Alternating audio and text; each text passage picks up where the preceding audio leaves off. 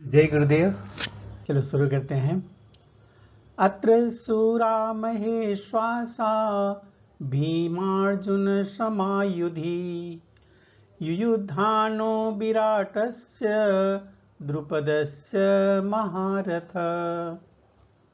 एक बार और पढ़ते हैं। अत्र सूरा महेश्वासा भीमार्जुन समायुधि युयुधानो विराटस्य द्रुपदस्य महारथ। आइए शब्दार्थ देख लेते हैं। अत्र सूरा महेश्वासा भीमार्जुन समायुधि युयुधानो विराटस्य द्रुपदस्य महारथ। अत्र का मतलब होता है यहाँ। अत्र का मतलब यहाँ। सूरा मतलब वीर। अब महेश्वासा में 3 शब्द हैं। महा है, ईसु है और आशा है। 3 शब्दों से मिलकर के महेश्वासा बना है। इसका मतलब होता है महान धनुर्धर। जो धनुष चलाने में सबसे आगे हैं, बड़े हैं, उनको महान धनुर्धर बोलते हैं। भीमार्जुन समायुधि। भीमार्जुन समा, इसमें भीम है, अर्जुन है और समा के मतलब समान। तो लिखा है भीम अर्जुन तथा समा। समा के मतलब समान। भीम और अर्जुन के समान।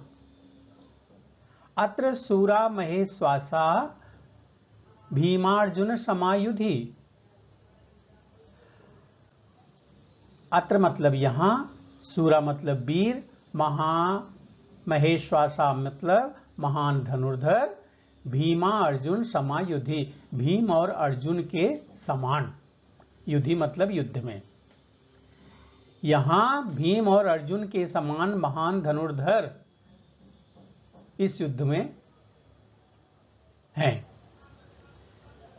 द्रोणाचार्य से कह रहा है दुर्योधन कि हे गुरुदेव, यहाँ पर जो वीर लोग हैं उसमें महान धनुर्धर जो हैं अर्जुन और भीम के समान क्या हैं, कौन हैं? युद्ध में जो हैं महान धनुर्धर कौन हैं?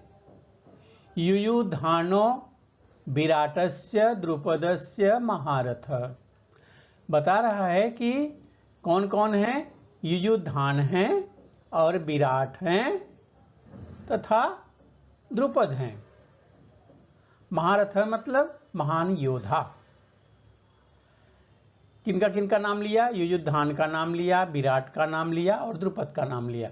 शब्दों का अर्थ देखते हैं। युयुधान का मतलब होता है युयुधान ही, विराट का मतलब विराट, च मतलब भी, द्रुपद मतलब द्रुपद, च मतलब भी, महारथ मतलब महान योद्धा। अब अर्थ क्लियर करते हैं। अत्र सूरा, अत्र मतलब यहाँ, अत्र सूरा महेश्वासा। अत्र सूरा महेश्वासा, यहाँ जो वीर हैं उसमें महान धनुर्धर भीमा अर्जुन समायुधि, भीम और अर्जुन के समान युद्ध में कौन है? युयुधानो विराटस्य। युयुधान है, युयुधान और विराट हैं और कौन है? द्रुपदस्य, द्रुपद भी हैं और क्या बोलते हैं? महारथ, महान योद्धा जो हैं। ये 3 महायोद्धा युयुधान है, विराट है और द्रुपद है। ये 3 महायोद्धा का उन्होंने नाम लिया कि यहाँ पे जो भीम और अर्जुन के समान महान धनुर्धर ऐसे 3 योद्धा ये भी हैं। ऐसा उन्होंने किसको बताया? द्रोणाचार्य को बताया। क्यों बताया ये? वो इसलिए बताना चाह रहा है कि यद्यपि युद्ध कला में द्रोणाचार्य की महान शक्ति जो है उससे तो सबको ही वाकिफ है ही हैं। सब जानते हैं कि धृष्टद्युम्न जो है वो महत्वपूर्ण बाधक नहीं था द्रोणाचार्य के लिए।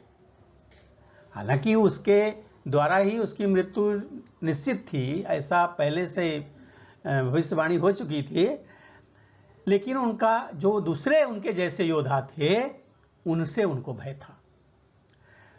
दुर्योधन इन्हें अपने विजय पथ का सबसे ज्यादा बाधक मान रहा था। उन्हें प्रत्येक योद्धा भीम और अर्जुन के समान उस सेना में दुर्जेय थे, उनको कोई हरा नहीं सकता था, ऐसे थे।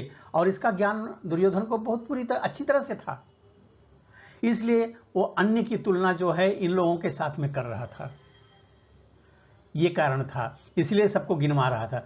बाकी तो सबको तो पता ही था कि कौन है, कौन कौन लड़ाई में आया है, क्या है। वो इंडिकेट इसीलिए कर रहा था कि कम से कम इनको भी पता हो जाए कि ये ऐसे ऐसे धनुर्धर भी आए हुए हैं जो बड़े बलशाली हैं, तो हमारी कहीं विजय यात्रा जो है विजय पथ में कहीं गड़बड़ी ना हो जाए, इसलिए वो गुरुदेव को ये सब गिनवा रहा था। उम्मीद करता हूँ कि आपको समझ में आ गया होगा इस श्लोक का अर्थ।